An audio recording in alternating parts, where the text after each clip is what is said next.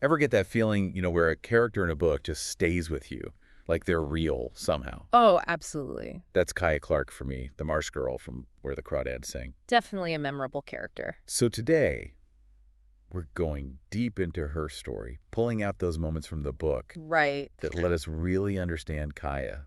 It's like she's telling us directly. It really is, having the excerpts right there in front of us. Makes it so much more powerful. Yeah. Totally agree. And through Owens's words, you see how Kaya's upbringing, as unusual as it was, Right. shapes her into this complex person, strong yet vulnerable at the same time. And Owens doesn't shy away from the tough stuff. Right. Right off the bat, you're hit with Kaya's childhood poverty. Yeah. Her mother leaving when she's so young. Just think about that for a second. Heartbreaking. Your mom just walking out. How would that affect a kid? That's got to have a lasting impact, right? But then it's not just her mom. One by one, It's like everyone. her siblings, even her dad, they all abandon her too. It's incredible she even survives. Owens describes Kaya dodging truant officers, the people making sure kids go to school. Yeah. But Kaya's on her own, figuring out how to just exist. It's tragic, but there's this amazing resilience there too. Oh, absolutely. And that's where the marsh goes from just a setting to almost Like a character itself, right? Exactly. It becomes this powerful force in Kaya's life. It's the one steady thing. The only place she's safe. Her sanctuary. A place where she can truly be herself, no judgment. You can practically feel the marsh come alive when Owens describes it.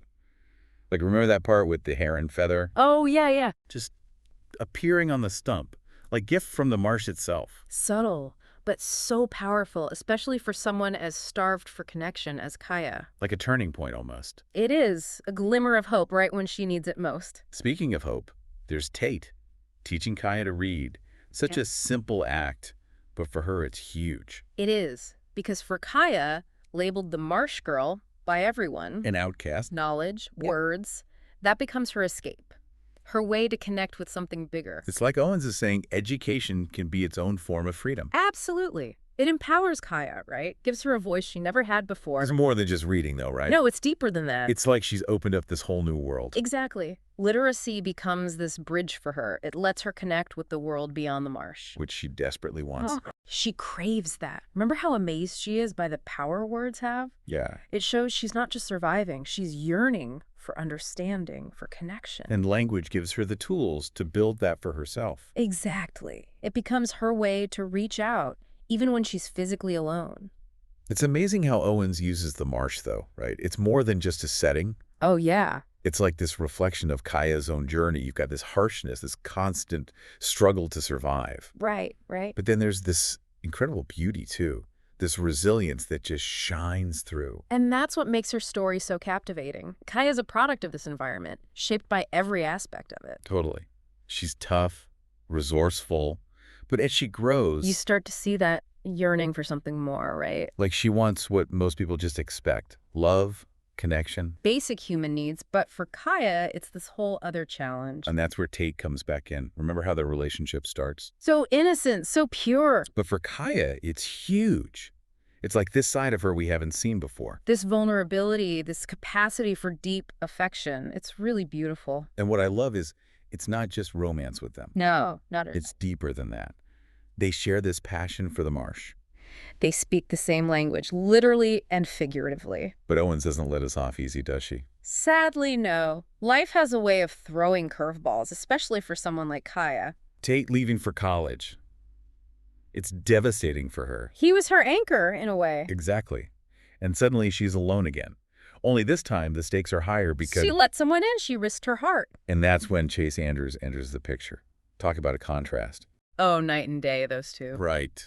Tate, this gentle soul, connected to nature. And then there's Chase.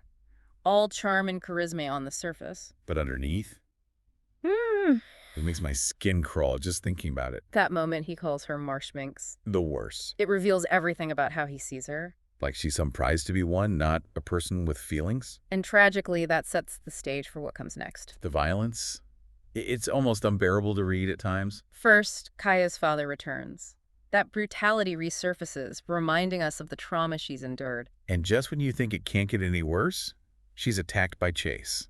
It's like Owens is intentionally drawing a parallel there, don't you think? Between those two men, like Kaya's trapped in this cycle of abuse, It's a cycle that plays out too often, especially in isolated places. where people look the other way. Exactly. And for Kaya, already so isolated, it's even more devastating. You see the impact of that trauma so clearly. On one hand, she retreats even deeper into the marsh, seeking that safety. But there's this change in her, too. Oh, absolutely. A hardening almost. Remember that passage about the praying mantis? The female, devouring the male after mating. Chilling imagery. Goins wants us to wonder, is Kaya capable of that? Has she learned the marsh's harshest lesson? It's brilliant how Owens plants that seed of doubt. Because suddenly we're not just sympathetic to Kaya. We're questioning everything we thought we knew about her. And that leads right into the central mystery.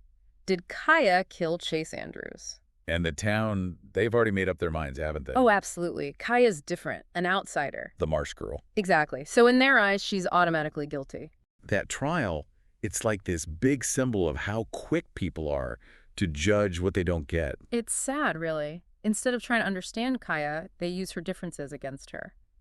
And you see how being isolated, which helped her survive all those years, now it's twisted into this, Into a weapon. like, because she didn't have those close connections, people to vouch for her. People like them. It makes her seem even more suspicious. She doesn't fit the mold, so she must be guilty. It's scary how often that happens in real life, too. All the time, unfortunately. People make assumptions based on the smallest things. But for Kaya, it's everything. It's her whole life on trial. And it shows how justice, real justice, isn't always about the truth. It's more about who can tell the most convincing story. Exactly. And Kaya, she struggles to make them hear her story.